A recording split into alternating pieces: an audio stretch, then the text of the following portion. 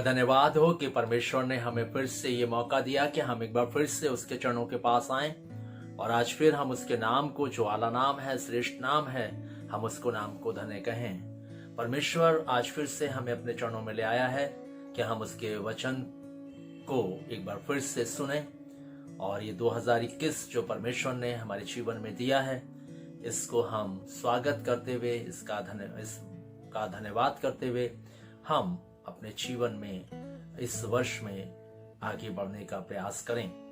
प्रभु ने हमें ये वर्ष जो दिया है ये बहुत ही महत्वपूर्ण है, इसलिए ये वर्ष आप सबको एक बार फिर से मुबारक हो। और आज फिर जब हम परमेश्वर के वचन पर मनन करने जा रहे हैं, हम प्रार्थना में चलेंगे।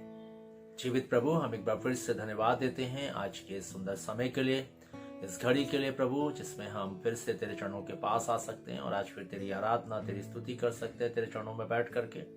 प्रभु तू हमें आशीष दे और आज फिर प्रभु अपने वचन के द्वारा से हमें सिखा और समझा, ताकि हमारी जिंदगी और भी प्रभु तेरे जैसी बन सके और जैसा तू था वैसे प्रभु हमारा जीवन होने पाए। यीशु मसीह, हम ऐसा चाहते हैं। पिता, आज की सारी आराधना पर आशीष दे और प्रभु होने दे कि आज तेरा वचन तेरी आत्मा के द्वारा से हमारे मनों में, हृदयों में बोया जाए और हमारा जीवन और भी तेरे वचन को ग्रहण करके उसके अनुसार चलने वाला बने।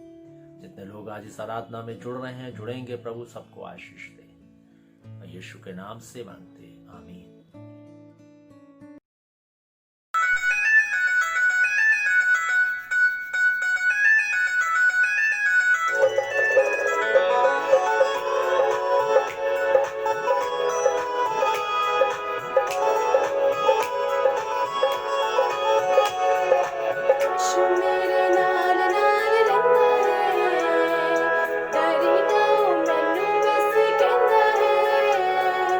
यीशु मेरे नाल नाल रहंदा है, डरी ना वो मैनू बस कहंदा है। मैं क्यों डरा, मैं क्यों डरा, मेरा सिंह खुदा मेरे नाल है। मैं क्यों डरा, मैं क्यों डरा, मेरा सिंह खुदा मेरे नाल है।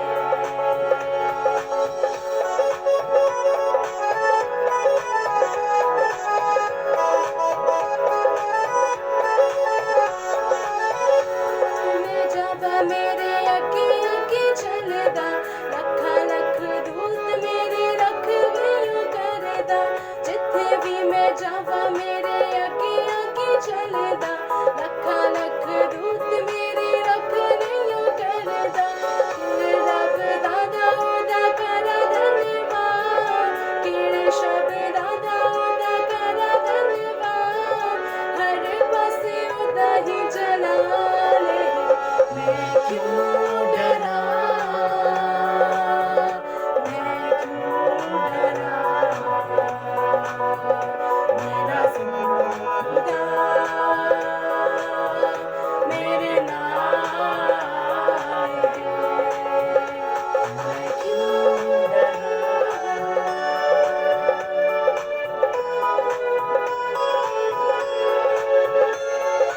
होवेगी ना कमी कदी मैनू किसी चीज दी, करे हर लोड़ पूरी अपनी अजीज दी। होवेगी ना कमी कदी मैनू किसी चीज दी, करे हर लोड़ पूरी अपनी अजीज दी। जपदा है अली गुमी जुमी होई भीड़ नू, लभदा है अली जिवें गुमी होई भीड़ नू। हर पासे ओदा ही जलाल है। मैं क्यों डरा, मैं क्यों डरा, मेरा सिंह खुदा मेरे नाल है। मेरे नाल नाल रहंदा है, डरी ना वो मैनू बस कहंदा है। यीशु मेरे नाल नाल रहंदा है, डरी ना वो मैनू बस कहंदा है। मैं क्यों डरा, मैं क्यों डरा, मेरा सिंह खुदा मेरे नाल है। मैं क्यों डरा, मैं क्यों डरा, मेरा सिंह खुदा मेरे नाल है। प्रभु ने एक बार फिर से हमें 2021 दिया, और ये 2021 जो हमें मिला है, ये सचमुच में इसलिए दिया है कि हम इस वर्ष में अपने जीवन को यीशु मसीह की तरह जीना सीखें। पिछले हम रविवार को इस बात पर विचार कर रहे थे कि हम यीशु मसीह की जीवन शैली को अपनाएं, और किस रीति से हम यीशु मसीह की जीवन शैली को अपना सकते हैं, इस पर हमने जो है मनन किया, विचार किया, और हमने जो है इस बात को सीखा पिछले रविवार को कि कैसे हम जो है यीशु मसीह के तरह जीवन को जी सकते हैं। और ये 2021 हमें इसीलिए मिला है कि हम यीशु मसीह की तरह अपने जीवन को इस पृथ्वी पर जिएं। जैसा यीशु मसीह ने अपने जीवन को जिया, वैसा मैं और आप भी अपने जीवन को इस पृथ्वी पर वैसा ही बिताएं।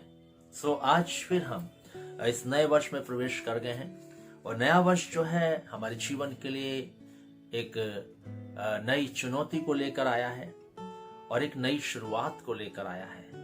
और इसमें हम जो है अपने जीवन की नई शुरुआत कर सकते हैं। और जो चुनौती हमारे सामने है कि यीशु मसीह की तरह जीवन जीना, इसको भी हम अपने जीवन में स्वीकार कर सकते हैं। और आज प्रभु हमसे फिर से बात किया चाहता है और प्रभु चाहता है कि हमारी जिंदगी यीशु मसीह की तरह बने, हम वास्तविक मसीही बने। हम जो है धार्मिक मसीह ना हो, हम जो है नामधारी मसीह ना हो, हम जो सत्य सच्चाई में जीने वाले मसीह होकर के हम अपनी जिंदगी को इस पृथ्वी पर बिताने वाले बन सकें। क्योंकि प्रभु ने हमें इसीलिए बुलाया कि हम अपने जीवन को यीशु मसीह की तरह जिएं। क्योंकि पहला पत्रस 2 और उसके 21 में इस बात को लिखा है कि तुम इसी के लिए बुलाए भी गए हो कि जैसे वो दुख उठा करके आदर्श दे गया, हम भी उसके वचनों का अनुकरण करें। सो इसलिए हमें प्रभु ने बुलाया है कि हम प्रभु के साथ अपने जीवन को जिएं। और आज की सुबह में जब प्रभु हमसे बात किया चाहता है, प्रभु हमें बताना चाहता है कि हम मसीह यीशु की उस पूरे व्यक्तित्व को अपने जीवन में लें। जैसे हमारा प्रभु ईमानदार था परमेश्वर के प्रति, उसके सारे बातों के प्रति, वैसे ही मैं और आप भी ईमानदार बने। प्रभु आज हमें इस बात को सिखाना चाहता है कि हम ईमानदार बने, ईमानदार। और आज हम देखेंगे, इन बातों को सीखेंगे कि कैसे हम ईमानदार बने और किन किन बातों में ईमानदार हम बने। इन 2 बातों पर हम विचार करेंगे। सो पहली बात, हम कैसे ईमानदार बने। प्रिय भाई बहनों, ईमानदार बनने के लिए सर्वप्रथम हमें परमेश्वर पर विश्वास करना जरूरी है।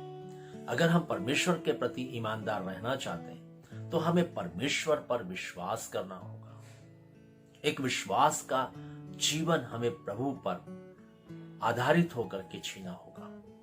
हमें परमेश्वर पर संपूर्ण विश्वास करना है कि प्रभु ही है जो सर्वस्त्र है, सब कुछ है, वही हमारा सब कुछ करने वाला है, वही हमें सब कुछ देने वाला है। उसी की दया से हम सब कुछ प्राप्त कर सकते हैं और हमने प्राप्त किया है। ये विश्वास प्रभु पर हमारा होना बहुत जरूरी है। तब हम जो है एक ईमानदार बने रह सकते हैं प्रभु के प्रति। परमेश्वर चाहता है कि हम यीशु मसीह को अपने जीवन में अपनाएं, बिल्कुल उसके व्यक्तित्व को अपनाएं और उसकी ईमानदारी को भी हम अपने जीवन में अपनाएं। उसकी ईमानदारी हमारे जीवन में दिखाई दे, उसका व्यक्तित्व हमारे जीवन में दिखाई दे। इसलिए प्रिय भाई बहनों, पहली बात, ईमानदार बनने के लिए हमें परमेश्वर पर संपूर्ण विश्वास करना होगा। हमें इधर उधर विश्वास करने की आवश्यकता नहीं, हमें मनुष्यों पर विश्वास करने की आवश्यकता नहीं, हमें संसार के लोगों पर विश्वास करने की आवश्यकता नहीं, हमें परमेश्वर पर संपूर्ण विश्वास करने की जरूरत है। हमें इधर उधर ताकने वाला विश्वास करने की जरूरत नहीं है। 100% हमें प्रभु पर विश्वास करना है। हम विश्वास तो करते हैं, लेकिन हमारा विश्वास जो है वो संपूर्ण रीति से प्रभु पर नहीं होता। इसलिए हमें विश्वास करना है ईमानदार बनने के लिए। दूसरी बात, हमें यीशु मसीह की जीवन शैली को अपने जीवन में अपनाना है। अगर हम ईमानदार बनना चाहते हैं तो हमें यीशु मसीह की जीवन शैली को अपनाना होगा, जो हमने पिछले रविवार देखी थी। यीशु मसीह की जीवन शैली में 3 बातें थी। अपने आप को उसने शून्य किया, अपने आप को उसने दास का रूप धारण करके अपने आप को दास बनाया, और तीसरी बात, निष्पाप मनुष्य बना। इस जीवन शैली को जब हम अपनाएंगे हम निश्चित ईमानदार बन जाएंगे। और तीसरी बात, जो विश्वास योग्य बने रहने के लिए परमेश्वर के प्रति है, ईमानदार बने रहने के लिए परमेश्वर के प्रति, वो है सत्य में जीवन जीना सीखना। सच्चाई के साथ सत्य में हाँ की हाँ, ना की ना में अपनी जिंदगी को जीना। यह है 3 मूल मंत्र परमेश्वर के प्रति ईमानदार कैसे बने। इन 3 बातों के द्वारा से हम परमेश्वर के प्रति ईमानदार बन सकते हैं। दूसरी बात जो प्रभु हमें सिखाना चाहता है वो ये है कि हम किन किन बातों के प्रति ईमानदार बने, किन किन बातों के प्रति ईमानदार बने। सो आइए हम थोड़ी देर हम इन बातों पर विचार करेंगे और 9 बातें हैं जिनके प्रति हमें ईमानदार बनना है। 9 बातें। पहली बात, हमें जो है अपने मन फिराने और पश्चाताप करने के प्रति ईमानदार बनना है। जब भी हमने मन फिराया, जब भी हमने पश्चाताप किया, उसमें ईमानदारी होनी चाहिए। ये नहीं कि हम पश्चाताप कर लें, मन फिरा लें, माफी मांग लें और उसके बाद फिर हम वही काम करें। हमारी ईमानदारी नहीं रही परमेश्वर के प्रति। परमेश्वर ने तो हम पर भरोसा रखा। जब हम अपने जीवन को लेके प्रभु के पास गए, हमने अपने जीवन को प्रभु के सामने रखा, हमने अपने जीवन में पश्चाताप किया, हमने अपने जीवन में कहा प्रभु अब हम मन फिराते हैं इन पाप से, इन बातों से, अब हम इनकी ओर ध्यान नहीं देंगे, अब हम इनकी ओर तवज्जो नहीं करेंगे। ये सब हमने किया प्रिय भाई बहनों। प्रभु के प्रति जो है हमने अपना जो मन था वो प्रभु के लिए फिराया। बाइबल हमें इस बात को बताती है, क्या हम उस मन फिराने में, उस पश्चाताप करने में, उस पापों की क्षमा मांगने में हम ईमानदार हैं? क्या अब हम जो मन फिरा लिया है जिन बातों से, फिर से वो बातें तो हमारी जिंदगी में नहीं। जिन बातों के प्रति पश्चाताप किया, क्या हम वो फिर से तो काम नहीं कर रहे? हमने जो है सचमुच में जिन बातों के लिए हमने माफी मांगी, क्या हम फिर से वो काम तो नहीं कर रहे, वो पाप तो नहीं कर रहे? इसलिए प्रभु आज फिर हमें सिखाना चाहता है, बाइबल हमें फिर आज बताना चाहती है, परमेश्वर आज फिर हमसे बात कर रहा है कि हमें जो है अपने मन फिराने और पश्चाताप करने के प्रति ईमानदार बनना है, बने रहना है। जिन बातों के लिए हमने मन फिराया था वो बातें अब हमें नहीं करनी। जिन बातों के प्रति, कामों के प्रति हमने पश्चाताप किया था वो काम हमें नहीं करने। और बाइबल कहती भी है, परमेश्वर का वचन कहता भी है, जो अपने अपराधों को मान लेता और छोड़ देता है उस पर दया की जाएगी। और इसलिए प्रिय भाई बहनों, हमें जो है पहली बात जो ईमानदार बनना है वो हमें इस बात में बनना है, जो हमने मन फिराया है, जो हमने पश्चाताप किया है, जो हमने अपने पापों की माफी मांगी है, उसके प्रति हमें ईमानदार बने रहना है। अगर हम यीशु मसीह की तरह जीवन को जीना चाहते हैं तो ये ईमानदारी हमें चाहिए, ये ईमानदारी हमें चाहिए प्रिय भाई बहनों। और जब ये ईमानदारी हमारे जीवन में होगी तभी हम जो है परमेश्वर के पुत्र यीशु मसीह की नाई अपने जीवन को जीने वाले बनेंगे। तब हमारी जिंदगी के अंदर वो जीवन शैली आएगी जो यीशु मसीह के अंदर दिखती थी। इसलिए प्रिय भाई बहनों, आज भी समय है, आज भी अवसर है, आज भी प्रभु हमसे बात कर रहा है, आज भी प्रभु हमसे कह रहा है, आज भी प्रभु हमें सिखा रहा है कि हमें किन किन बातों में ईमानदार रहना है। उसमें पहली बात जो हमने देखी वो है मन फिराना और पश्चाताप करने के प्रति हमें ईमानदार रहना है। आइए हम अपनी जिंदगी को टटोल के देखें, क्या हमने जब भी अपना मन फिराया, पश्चाताप किया, आज हम ईमानदार हैं उस बात के प्रति? हमने उन सब बातों को फिर से रिपीट तो नहीं किया, हमने उनको फिर से अपने जीवन में अपनाया तो नहीं? जो हमने त्याग दिया उसको हमने त्याग दिया है ना? आइए हम अपनी जिंदगी को टटोल कर देखेंगे और हम जांचेंगे अपने जीवन को, हमने क्या सचमुच में अपने मन को सच्चाई के साथ फिराया या नहीं फिराया। दूसरी बात, विश्वास रखने में ईमानदार बने। परमेश्वर पर जो विश्वास रखना है उसमें हमारी ईमानदारी होनी चाहिए। आज हम परमेश्वर पर विश्वास रखते हैं लेकिन हमारी ईमानदारी नहीं है, हमारी विश्वास योग्यता नहीं है उस विश्वास में। अगर हम विश्वास रखते हैं प्रभु पर तो हमारा कहीं ना कहीं जो है विश्वास मनुष्यों पर भी होता है, कहीं ना कहीं विश्वास हमारी शक्ति पर होता है, कहीं ना कहीं विश्वास हमारे सोर्स पर होता है, कहीं ना कहीं विश्वास हमारे धन पर होता है, कहीं ना कहीं विश्वास जो है वो हमारी बुद्धि और ज्ञान पर होता है। हम संपूर्ण विश्वास प्रभु पर नहीं करते। हम जो है अगर कठिन परिस्थिति में होते हैं तो हम इधर उधर देखते हैं, ना कि हम परमेश्वर की ओर। हमारा विश्वास परमेश्वर पर नहीं है, हमारा विश्वास परमेश्वर के ऊपर नहीं है कि परमेश्वर हमें उन सारी परिस्थितियों से निकाल सकता है, परमेश्वर हमें इन सारी परिस्थितियों से बचा सकता है। उस ओर हमारा विश्वास संपूर्ण रीति से दिखाई नहीं देता। हमारा विश्वास है लेकिन संपूर्ण रीति से नहीं। लेकिन हम देखते हैं कि शद्रक, मेशक, अबेदनगो, हम देखते हैं दानियेल के जीवन को, हम देखते हैं सूबेदार के विश्वास को। इन लोगों के विश्वास में ईमानदारी थी। इन्होंने जो परमेश्वर पर विश्वास किया उसमें ईमानदारी नजर आती है। उन्होंने सचमुच में अपने जीवन में परमेश्वर पर विश्वास संपूर्ण रीति से किया। शद्रक, मेशक, अबेदनगो के बारे में आप अच्छे से जानते हैं कि जब उनको आग के भट्टे में डालने की आज्ञा हो गई और उन्होंने परमेश्वर की आज्ञाओं को प्रति जो है बिल्कुल भी अपना जो है जीवन जो है अनाज्ञाकारिता में नहीं रखा।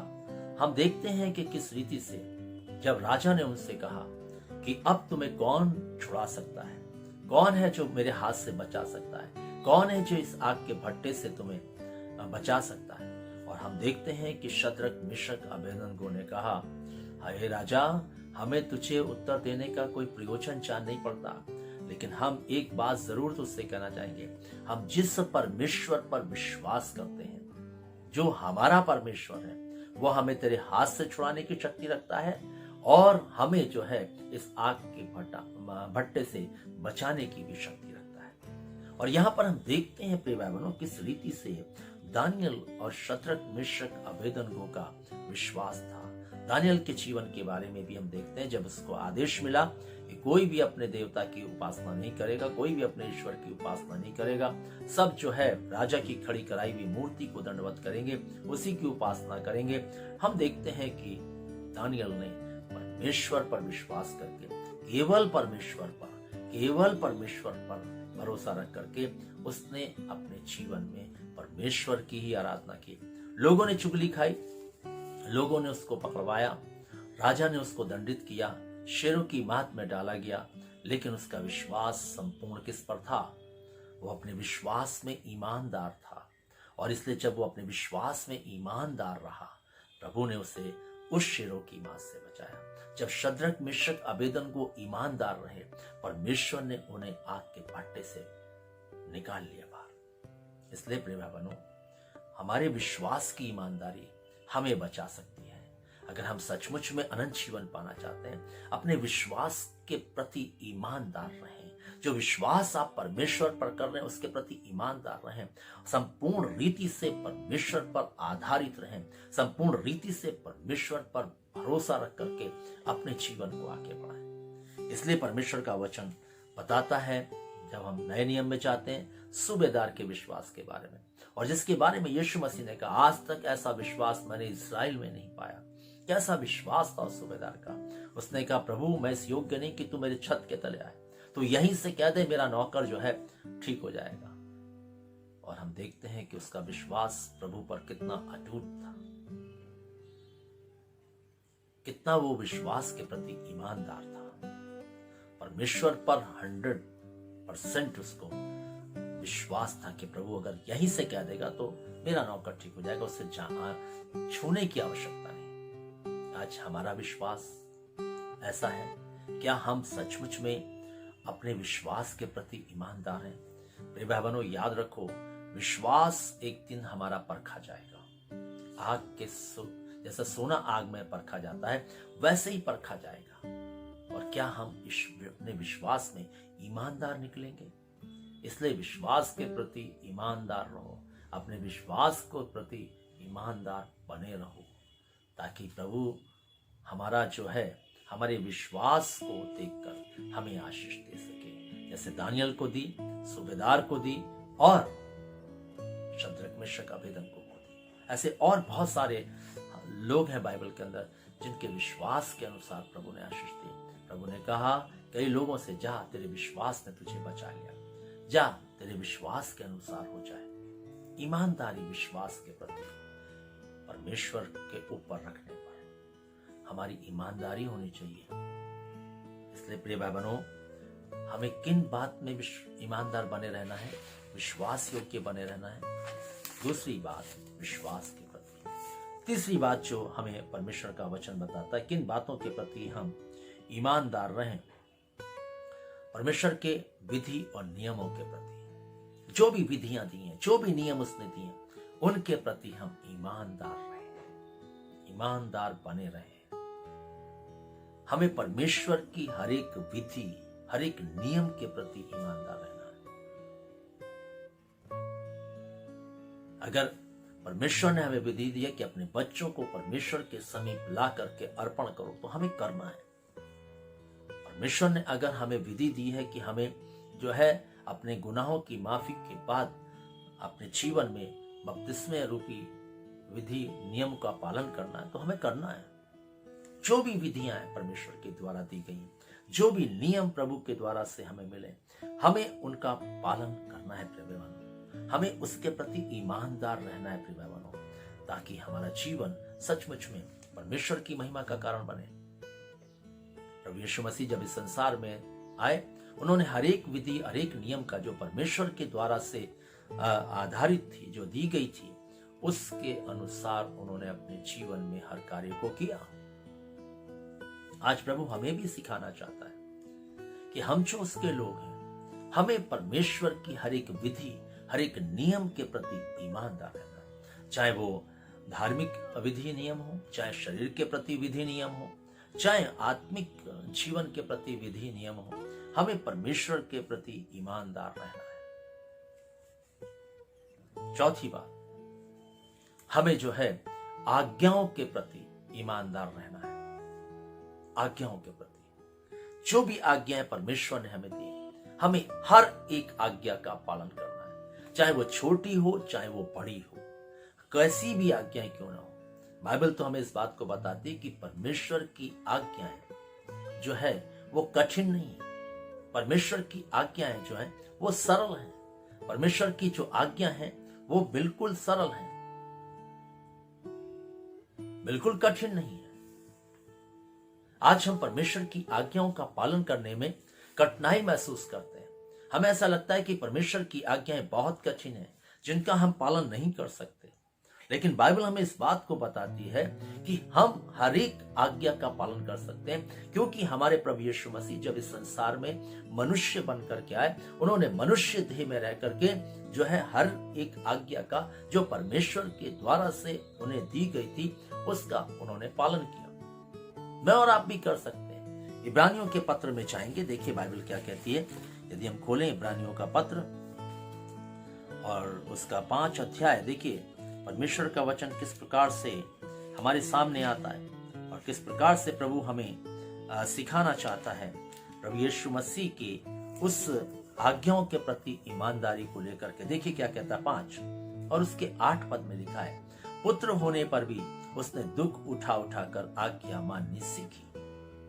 उसने आज्ञा माननी सीखी, दुख उठा उठा कर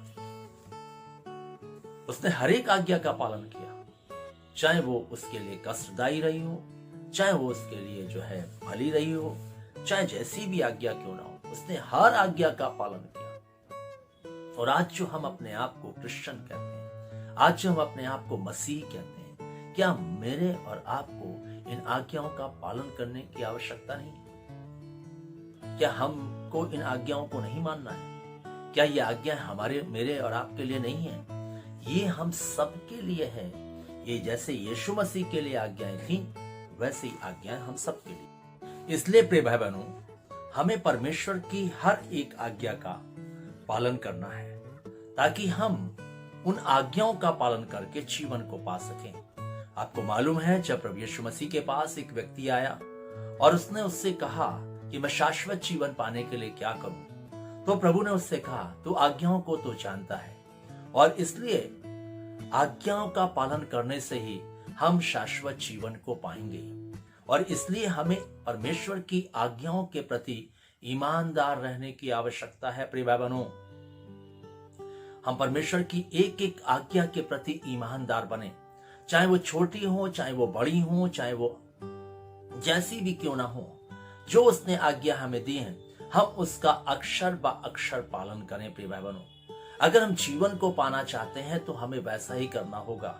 जब हम इस संसार में रहते हैं और अपने जीवन को जीते हैं, जब हम नौकरी करते हैं, जब हमारा अधिकारी जो कुछ भी हमें करने को कहता है, जैसा करने को कहता है, हम अपनी नौकरी के प्रति जो है सजग रहते हैं और हम उन्हीं बातों को जैसा अधिकारी ने कहा है वैसा ही हम करते हैं। जो नियम आते हैं गवर्नमेंट की ओर से उनका हम पालन करते हुए वैसा ही अपने जीवन से कार्यों को करते हैं। ठीक वैसे ही प्रिय भाई बहनों, हमें अपने आत्मा को बचाने के लिए परमेश्वर की आज्ञाओं का पालन करना जरूरी है और इसलिए परमेश्वर की आज्ञाओं के प्रति हमें ईमानदार रहना है। कहीं से भी हमारी जीवन में आज्ञाओं के प्रति बेईमानी नजर ना है। हमारे किसी भी आज्ञा के प्रति हम बेईमान न ठहरें। हम एक एक आज्ञा का, चाहे वो जैसी भी क्यों ना हो, परमेश्वर की ओर से अगर हमें दी गई है तो हमें उन आज्ञाओं का पालन हमें करने की आवश्यकता है। इसलिए प्रिय भाई बहनों, परमेश्वर का वचन आज हमें बताना चाहता है, प्रभु हमें सिखाना चाहता है। आज जो हम आज्ञाओं का पालन करते हैं वो लाभ के लिए, जिन बातों से लाभ होगा उन आज्ञाओं का हम पालन कर लेते हैं। जिन आज्ञाओं से लाभ नहीं, हम उन आज्ञाओं का पालन नहीं करते। हमें लाभ हो या हानि, शद्रक मेशक अबेदनगो ने जब आज्ञा का पालन किया तब उनके प्राणों पर बनी हुई थी। लाभ की बात नहीं थी, हानि की बात थी, नुकसान की बात थी, लेकिन उसने अक्षर प अक्षर परमेश्वर की जो आज्ञाएं थी उसने अपने जीवन में पालन की। उन्होंने अपने जीवन में पालन की, चाहे वो दानियल हो, चाहे वो शद्रक मेशक अबेदनगो हो, चाहे और परमेश्वर के भक्त क्यों ना हो, एक एक आज्ञा का पालन किया। हम देखते हैं प्रिय भाई बहनों, पौलुस के जीवन में उसने भी अपने जीवन में परमेश्वर की आज्ञाओं का पालन वैसे ही किया जैसे यीशु मसीह ने किया। इसलिए प्रिय भाई बहनों, हमें आज्ञाओं का पालन करने की आवश्यकता है, हमें आज्ञाओं को मानने की आवश्यकता है, आज्ञाओं के प्रति ईमानदार बने रहने की आवश्यकता है। पांचवी बात, हमें जो है विश्राम दिन के प्रति ईमानदार बने रहना है। हम विश्राम दिन के प्रति ईमानदार बने, परमेश्वर के आराधना के दिन के प्रति ईमानदार बने। जो आराधना का दिन है, जो परमेश्वर के भवन में जाने का दिन है, हम उसके प्रति ईमानदार रहे प्रिय भाई बहनों। परमेश्वर का वचन क्या कहता है? यदि हम निर्गमन की किताब में जाएं और उसके 20 अध्याय में जाएं, देखिए बाइबल क्या कहती है। निर्गमन 20 और उसके 20 अध्याय के 8 पद में देखिए क्या कहता है। निर्गमन 20 और उसके 8 में ऐसा लिखा है, तो विश्राम दिन को पवित्र मानने के लिए स्मरण रखना। 6 दिन तो तू परिश्रम करके अपना सब काम काज करना, परंतु 7वां दिन तेरे परमेश्वर यहोवा के लिए विश्राम दिन है। उसमें ना तो तू किसी भांति का काम काज करना, ना तेरा बेटा, ना तेरी बेटी, ना तेरा दास, ना तेरी दासी, ना तेरा पशु, ना कोई परदेसी जो तेरे फाटकों के भीतर हो। और लिखा है कि 6 दिन यहोवा ने आकाश और पृथ्वी और समुद्र और जो कुछ उसमें उनको बनाया, 7वें दिन विश्राम किया। इस कारण यहोवा ने विश्राम दिन को आशीष दी और उसको पवित्र ठहराया। ये पवित्र दिन है, इसमें हमें परमेश्वर की आराधना करनी है, परमेश्वर की स्तुति करने के लिए जाना है। और जब हम इस विश्राम दिन के प्रति ईमानदार बने रहते हैं, परमेश्वर की आशीष हमारे जीवन में आती है। बाइबल में लिखा है, इस दिन के प्रति जब हम ईमानदार रहेंगे, हम परमेश्वर के इस विश्राम दिन के प्रति हम ईमानदार रहेंगे, प्रभु के दिन के प्रति जब हम ईमानदार रहेंगे, तो परमेश्वर का वचन हमें बताता है कि हमें बहुतायत की आशीष मिलेंगी। और क्या कहता है यशायाह नबी की किताब, उसका 58 अध्याय 58 चैप्टर और उसके 13 और 14 पद में देखिए बाइबल क्या कहती है। यहाँ पर विश्राम दिन का पालन करने के बारे में परमेश्वर की ओर से आदेश है इजराइल कौम को, और परमेश्वर की ओर से हमें भी आदेश है, यह आज्ञा है परमेश्वर की कि तू विश्राम दिन को पवित्र करके स्मरण रखना, याद रखना, विश्राम दिन के बारे में भूलना नहीं। क्या कहता है? यदि तुम विश्राम दिन को अशुद्ध ना करे, क्या कहता है? यदि तू विश्राम दिन को अशुद्ध ना करे, विश्राम दिन को अशुद्ध ना करे।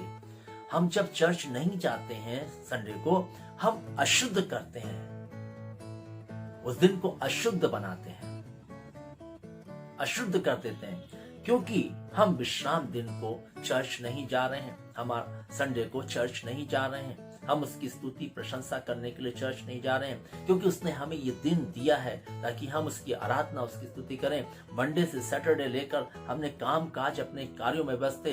ये दिन प्रभु ने हमें दिया कि हम उसकी स्तुति करें, उसकी प्रशंसा करें।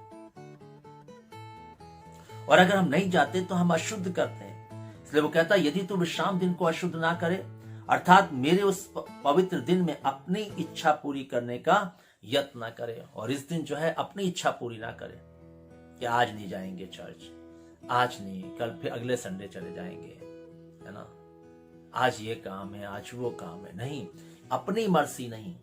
जब अदन के बगीचे में परमेश्वर ने जो आज्ञा दी थी, आदम ने जब उसका उल्लंघन किया, उसको दंड मिला। हम देखते हैं गत्सेमनी बाग में जब यीशु मसीह दुआ कर रहे थे, उन्होंने कहा यदि हो सके तो ये प्याला टल जाए, लेकिन क्या कहा आगे? मेरी मर्जी नहीं बल्कि तेरी मर्जी पूरी हो। और इसलिए जब विश्राम दिन को हमें पवित्र करके स्मरण करना है, तो उसमें अपनी मर्जी की बात नहीं है, हमारी कोई मर्जी नहीं चलेगी। परमेश्वर की मर्जी को हमें पूरा करना है, परमेश्वर की मर्जी में हमें अपनी जिंदगी को रखना है। और परमेश्वर की मर्जी यह है कि हम इस विश्राम दिन को पवित्र करके स्मरण करें।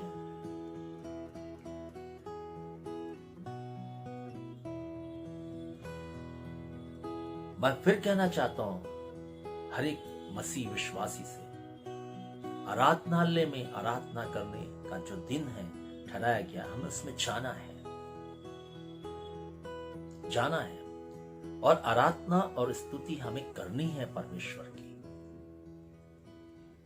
उसकी प्रशंसा करनी, उसकी बढ़ाई करनी है। दाऊद कहता है अपने भजन संहिता को लिखते हुए, भजन 122 के पहले पद में, कि जब लोगों ने मुझसे कहा कि परमेश्वर के भवन को चलें, तो मैं आनंदित हो गया। आज जब हमसे हमारे लिए इतवार आकर सुबह दस्तक देता है, शनिवार हमको इतवार के बारे में जब चिताता है दिन, तो हम इतवार के दिन को लेकर के उतना प्रसन्न नहीं होते, उतना खुश नहीं होते। क्या कहता है? और विश्राम दिन को आनंद का दिन और यहोवा का पवित्र किया हुआ दिन समझकर माने। और यदि तू उसका सम्मान करके उस दिन अपने मार्ग पर ना चले, अपनी इच्छा पूरी ना करे और अपनी ही बातें ना बोले, इस दिन हमें अपनी बातें नहीं बोलनी है, इस दिन हमें अपनी इच्छा पूरी नहीं करनी है। इस दिन जो है हमें जो है रविवार आ गया, हमें दुखी नहीं होना है, आनंदित और मगन होना है ना। इस दिन का सम्मान करना है हमें, इस दिन का स्वागत करना। रविवार हमारे जीवन में आया, हम परमेश्वर से मिलने जाएंगे, उसकी आराधना करने जाएंगे, दाऊद के समान आनंदित होना है। और अगर हम ऐसा नहीं करेंगे प्रिय भाई बहनों, यहां पर लिखा है अपनी बात ना बोले, तो क्या होगा? आशीष देखिए क्या है, तो यहोवा के कारण सुखी होगा। तो तू यहोवा के कारण सुखी होगा, परमेश्वर तुझे सुखी करेगा। इस आज्ञा के प्रति सुखी करेगा। और मनुष्य चाहता क्या है? सुख से जीवन जीना चाहता। परमेश्वर करेगा हमें सुखी, सुख देगा प्रभु हमें। और कहता है मैं तुझे देश के ऊंचे स्थानों पर चलने दूंगा। प्रभु हमें ऊंचाई पर ले चलेगा, ऊंचे पर रखेगा, हमें पूंछ नहीं सिर बनाएगा अगर हम प्रभु की इस आज्ञा का पालन करेंगे। और कहता मैं तेरे मूल पुरुष याकूब की भाग की उपज में से तुझे खिलाऊंगा, क्योंकि ये यहोवा ही के मुख से ये वचन निकला है। परमेश्वर के मुख की वाणी कि वो याकूब की उपज में से हमें खिलाएगा। याकूब की उपज के बारे में आप जानते हैं, कभी घटी नहीं, खत्म नहीं हुई। एक ऐसी उपज जो सचमुच में सब प्रकार की भरपूरी से भरपूर थी। परमेश्वर की आज्ञा, इस आज्ञा के प्रति जो है आशीष है। इसलिए विश्राम दिन के प्रति ईमानदार रहें,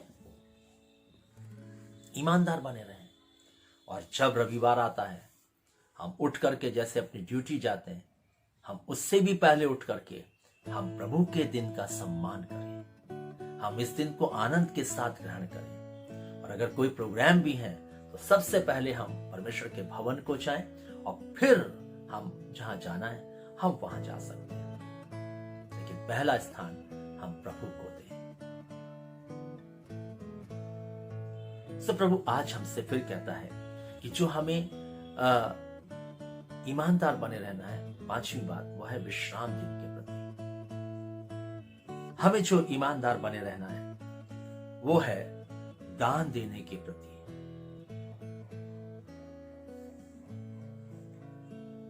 दान देने के बारे में परमेश्वर ने हमें बार बार आज्ञाएं दी और व्यवस्था भी दी। हमें परमेश्वर को भेंट अर्पण करनी है, हमें परमेश्वर को दान अर्पण करना है। प्रभु ने हमें बार बार सिखाया। यदि हम मलाकी की किताब में जाएं, देखिए बाइबल क्या कहती है। मलाकी पुराने नियम की आखिरी पुस्तक मलाकी और उसका 3रा अध्याय और उसके हम 6 पद से पढ़े तो यहां पर लिखा है, क्योंकि मैं यहोवा बदलता नहीं, इसी कारण हे याकूब की संतान तुम नष्ट नहीं हुए। अपने पुरखाओं के दिनों से तुम लोग मेरी विधियों से हटते आए हो और उनका पालन नहीं करते। तुम मेरी ओर फिरो तब मैं भी तुम्हारी ओर फिरूंगा। सेनाओं के यहोवा का यही वचन है। तुम पूछते हो कि हम किस बात में फिरें? क्या मनुष्य परमेश्वर को धोखा दे सकता है? पर देखो तुम मुझको धोखा देते हो, तो भी मुझसे पूछते हो कि हमने किस बात में तुझे लूटा है? दसवांश और उठाने की भेंटों में तुम पर भारी श्राप पड़ा है, क्योंकि तुम मुझे लूटते हो। वरन सारी जाति ऐसा करती है। सारे दसवांश मेरे भंडार में ले आओ कि मेरे भवन में भोजन वस्तु रहे। सेनाओं का यहोवा ये कहता है कि ऐसा करके मुझे परखो कि मैं आकाश के झरोखे तुम्हारे लिए खोलकर तुम्हारे ऊपर अपरंपार आशीष की वर्षा करता हूं कि नहीं। और यहां पर हम देखते हैं प्रिय बहनों कि इस आज्ञा के प्रति भी परमेश्वर की आशीष पीछे है, साथ में लगी हुई है। यदि हम अपने कमाइयों का 10वांश प्रभु को देंगे और उठाई हुई भेंटें प्रभु को देंगे, अन्य भेंटें प्रभु को देंगे, बाइबल कहती है, प्रभु का वचन कहता है, प्रभु कहता है ऐसा करके मुझे परखो कि मैं आकाश के झरोखे खोल करके तुम्हारे ऊपर आशीष की वर्षा करता हूं कि नहीं। प्रभु करेगा हमारे लिए आशीषों की वर्षा, अगर हम जो है उसको लूटेंगे नहीं, अगर हम उसके धन को चोरी नहीं करेंगे, अगर हम दसवांश की चोरी नहीं करेंगे। प्रिय भाई बहनों, आज हम चोरी करते हैं दसवांश की, आज हम चोरी करते हैं उठाई हुई भेंटों के प्रति जो हमें देनी है। उसको भाई बहनों बंद कर दीजिए, परमेश्वर की आशीषों को अपने जीवन में लीजिए, ईमानदार बनिए परमेश्वर के दान देने के प्रति। जो ईमानदारी आपके जीवन में नहीं पाई जाती, ईमानदार बनिए। प्रभु चाहता है कि हम दान देने के प्रति भी ईमानदार रहें, ईमानदार बनिए। और इसलिए हमें इस 6वीं बात के प्रति भी ईमानदार रहने की आवश्यकता है। अगर ईमानदार बनेंगे, परमेश्वर की आशीष हमारे जीवन पर होगी, परमेश्वर का अनुग्रह हमारे जीवन पर होगा। आगे कहता है, मैं तुम्हारे लिए नाश करने वाले को ऐसा घुड़कूंगा कि वह तुम्हारी भूमि की उपज नष्ट ना करेगा और तुम्हारी दाखलताओं के फल कच्चे ना गिरेंगे। सेनाओं के यहोवा का यही वचन है। और कहता है कि परमेश्वर शैतान को घुड़क देगा कि वह हमारे धन को जो है नष्ट नहीं करेगा। अगर हम प्रभु को देंगे, परमेश्वर की ब्लेसिंग होंगी, आशीष होंगी, भरपूरी होगी, कमी नहीं होगी किसी भी भली वस्तु की। परमेश्वर की आशीष हमारी जिंदगी में बराबर नजर आएगी। इसलिए प्रिय भाई बहनों, हमें इस आज्ञा के प्रति, दान देने के प्रति हमें ईमानदार रहना है। हम सबसे पहले प्रभु को दें, प्रभु को दें। अपनी कमाई में जो भी लाते हैं हम प्रभु को दें। अगर हम रोज कमा रहे हैं तो रोज प्रभु के लिए निकाल करके एक अलग जो है बॉक्स में रखें, और जब हम जाते हैं आराधनालय में तब हम उसको ले जा करके परमेश्वर के भवन में अर्पण करें। परमेश्वर आशीष देगा, परमेश्वर आशीष देगा आपको। और इसलिए प्रभु आज हमसे बात कर रहा है, प्रभु आज फिर हमें सिखा रहा है कि हमें किन किन बातों के प्रति ईमानदार रहना है। तो छठवीं बात जो हमने देखी वो है दान के प्रति। हम देखेंगे सातवीं बात, आपसी प्रेम के में ईमानदार बने रहना है। आपस के प्रेम में ईमानदार रहना है। आपस के प्रेम में, आपसी प्रेम में हम ईमानदार बने। जब आपस के प्रेम में ईमानदार होंगे तभी लोग हमारे जीवन को देख के कहेंगे कि ये मसीह यीशु के चेले हैं।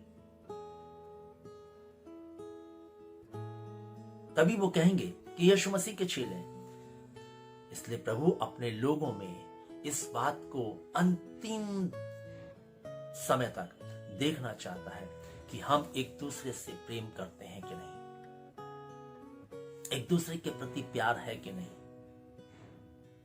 एक दूसरे के प्रति लगनता है कि नहीं। हम जो कलीसिया में आपस में भाई बहन है, एक दूसरे के प्रति हम प्रेम रखते हैं कि नहीं, एक दूसरे की दुखों की खबर सुनकर एक दूसरे के पास जाते हैं कि नहीं, एक दूसरे के साथ बाइबल के साथ प्रार्थना के साथ फेलोशिप रखते हैं कि नहीं। जरूरी नहीं कि मीटिंग हो तब हम एक साथ इकट्ठा हो, हम एक दूसरे के घर जाकर के हम संगति रख सकते हैं, एक दूसरे के साथ जाकर के एक दूसरे को प्रभु में बढ़ा सकते हैं। आपसी संगति, आपसी प्रेम, क्योंकि जब प्रेम होगा तभी हम ऐसा कर पाएंगे।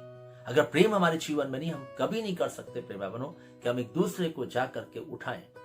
हम कमियों को ना देखते रहें, हम गलतियों को ना देखते रहें, हम उठाएं उनको प्रभु के प्रति, ताकि उनका जीवन परमेश्वर के साथ सचमुच में ईमानदार बन सके और उनकी जिंदगी सचमुच में यीशु मसीह के शिष्य होकर के इस पृथ्वी पर जीने वाली हो सके, यीशु की समानता में जिंदगी बनने वाली हो सके।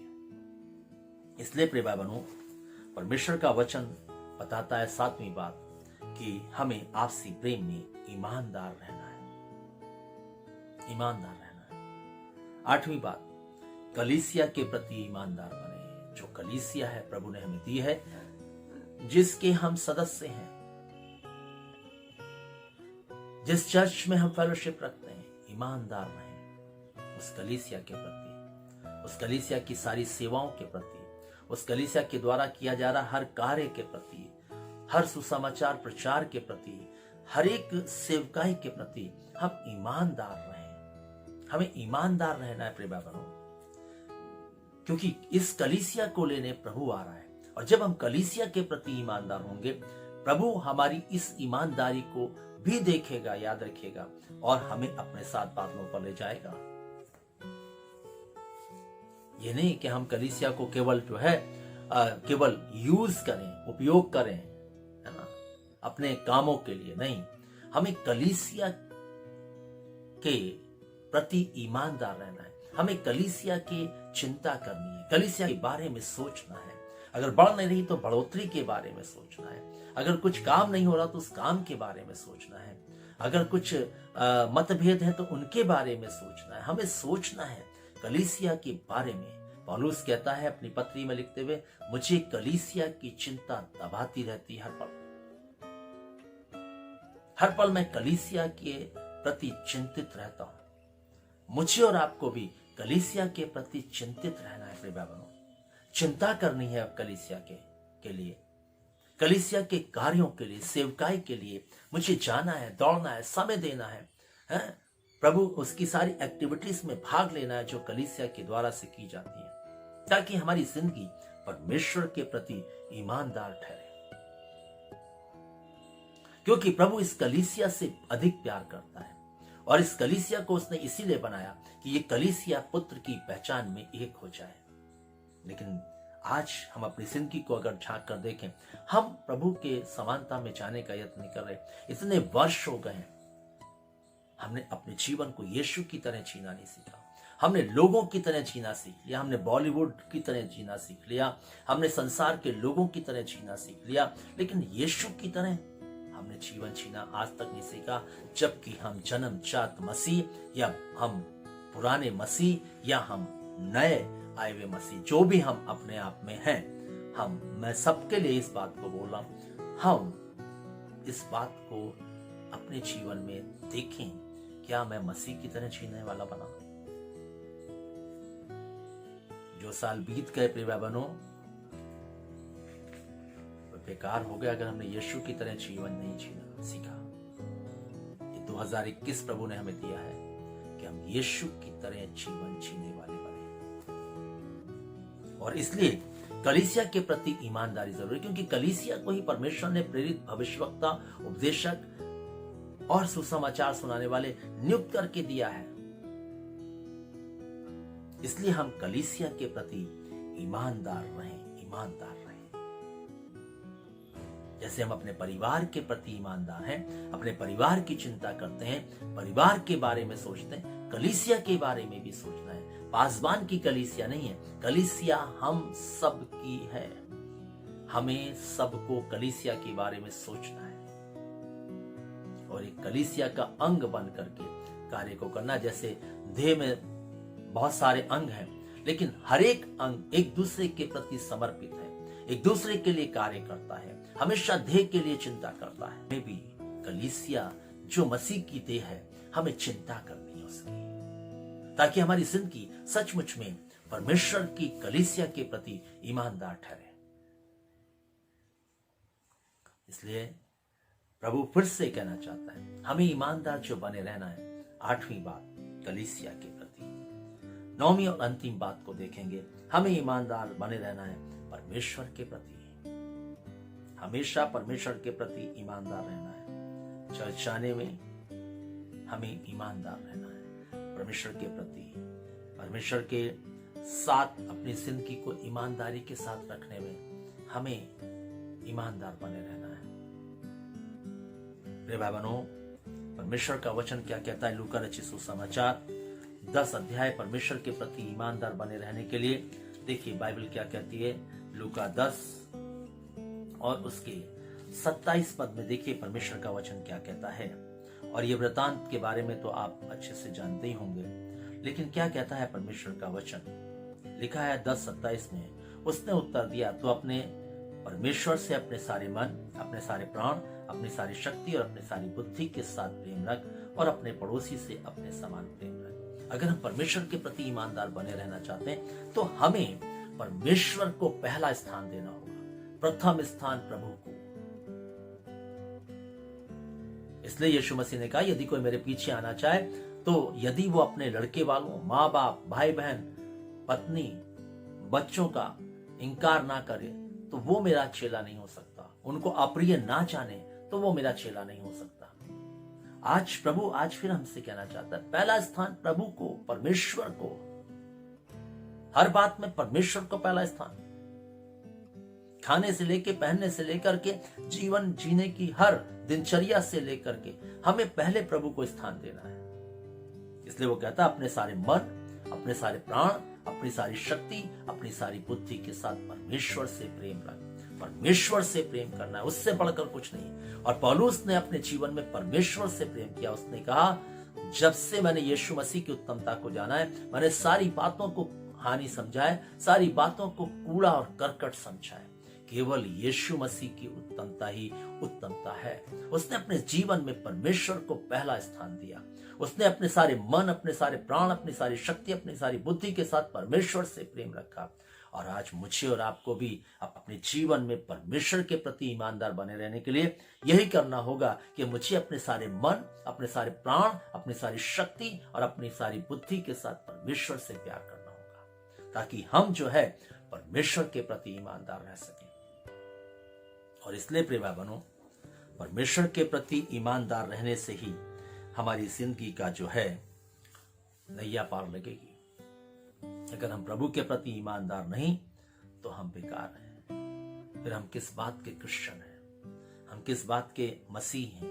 अगर हमारी ईमानदारी ही प्रभु के प्रति नहीं है तो फिर हमें दंड मिलेगा। याद रखिए, जो प्रभु के प्रति ईमानदार नहीं रहा उसको दंड मिला। शाऊल राजा बनाया गया, लेकिन परमेश्वर के प्रति ईमानदार नहीं रहा, दंड मिला। इसलिए प्रिय भाई बहनों, बाइबल आज भी हमसे कहती है ईमानदार, हमें 9 बातों के प्रति ईमानदार रहना है। फिर से मैं आपको इन 9 बातों को रिपीट करके बताना चाहता हूं। पहली बात, हमें मन फिराने और पश्चाताप करने के प्रति ईमानदार रहना है। दूसरी बात, हमें जो ईमानदार रहना है वो है विश्वास, अपने विश्वास के प्रति। जो विश्वास हम प्रभु पर करते हैं, हमारा जो अपना विश्वास है, उस विश्वास को ईमानदारी के साथ हमें प्रभु के प्रति दिखाना है। तीसरी बात, नियम और विधि के प्रति, परमेश्वर के नियम और विधि के प्रति हमें ईमानदार रहना है। चौथी बात, आज्ञा पालन करने में हमें ईमानदार रहना है। पांचवी बात, विश्राम दिन के प्रति, आराधना वाले दिन के प्रति हमें ईमानदार रहना है। और छठवीं बात, दान देने के प्रति हमें ईमानदार रहना है। आपसी प्रेम के प्रति ईमानदार रहना है। कलीसिया के प्रति ईमानदार रहना है। और नौवीं और अंतिम बात, परमेश्वर के प्रति हमें ईमानदार रहना है। प्रिय भाई बहनों, हम कैसे ईमानदार बने, हमने 3 बातों को सीखा था। विश्वास प्रभु पर पूर्ण करके, संपूर्ण यीशु मसीह की जीवन शैली को अपना करके और सत्य में जीवन जी करके हम ईमानदार बन सकते हैं। ईमानदार किन बातों के प्रति बने, हमने सीखा अभी 9 बातें। इसलिए प्रिय भाई बहनों, ये वर्ष प्रभु ने हमें दिया है। अगर अब तक हमने ईमानदारी का जीवन नहीं जिया परमेश्वर के साथ, तो अभी समय है। ये किस समय मिला है 2000, इसमें हम अपने जीवन को ईमानदारी के साथ जिए। प्रभु आज भी हमसे बात कर रहा है। प्रभु नहीं चाहता कि हम दंड पाए, प्रभु नहीं चाहता कि हम नरक में जाएं, प्रभु नहीं चाहता कि हम पृथ्वी पर छोड़ दी जाए। प्रभु चाहता है कि उसके साथ उसके आगमन पर हम बादलों, प्रभु नहीं चाहता कि हम पृथ्वी पर छोड़ दी जाए। प्रभु चाहता है कि उसके साथ उसके आगमन पर हम बादलों पर उठाए जाएं और उसके राज्य के भागीदार बने। इसलिए हमें ईमानदारी की जिंदगी इस पृथ्वी पर एक मसीह होने के नाते जीना आवश्यक है। प्रभु हम सबको आशीष देवे। आज हम ही रुकेंगे, प्रार्थना में चलेंगे। प्रभु, हम एक बार फिर से धन्यवाद देते हैं तेरी इस बड़े अनुग्रह के लिए जो तूने प्रभु आज फिर हम पर किया, और आपने अपने आत्मा के द्वारा से हम सबसे बातचीत की और अपने वचन को हमारे सामने रखा। और आपने बताया कि अगर हमने गुजरे वर्षों में तेरे प्रति ईमानदारी नहीं दिखाई है, तो ये वर्ष प्रभु हमें इसीलिए मिला कि हम ईमानदार तेरे प्रति बने, तेरे नियमों के प्रति बने, तेरी आज्ञाओं के प्रति बने। प्रभु जी, होने दे कि हम ईमानदारी का जिंदगी इस वर्ष जीना सीखें। प्रभु आप सहायता करें हर एक की जिन्होंने इस वचन को सुना है। इस कलीसिया की बड़ी मदद करें, और खास प्रभु जी आप मदद करें जो इस आराधना से जुड़े हैं। प्रभु आप हर एक को आशीष दें। प्रभु होने दे हर एक इस वर्ष में ईमानदार बनना सीखे, ईमानदारी की जिंदगी तेरे साथ जीना सीखे। प्रभु आप सहायता करें, इस वचन को और भी आशीषित करें और फलवंत करें। हम इस वचन पर आशीष चाहते हुए, इस कलीसिया पर आशीष चाहते हुए, ये चाहते हुए कि प्रभु तू पूरे सप्ताह हम सबको संभाल और अपने वचन के मार्ग पर चलने के लिए हर एक को आशीष दे। इस विनती को यीशु ख्रिस्ट के नाम से मांगते हैं, आमीन। अब हमारे परमेश्वर पिता का प्रेम, प्रभु यीशु मसीह का अनुग्रह और पवित्र आत्मा की सहभागिता हम सब विश्वास करने वालों के साथ, यहाँ के समस्त विश्वासियों के साथ, इस झुंड के साथ, इस कलीसिया के साथ, और जितने लोग इस आराधना में जुड़े हैं उनके साथ, जब तक प्रभु यीशु मसीह दोबारा नहीं आते, ये आशीषें युगानुयुग एक सी बनी रहें, आमीन। सबको जय मसीह की।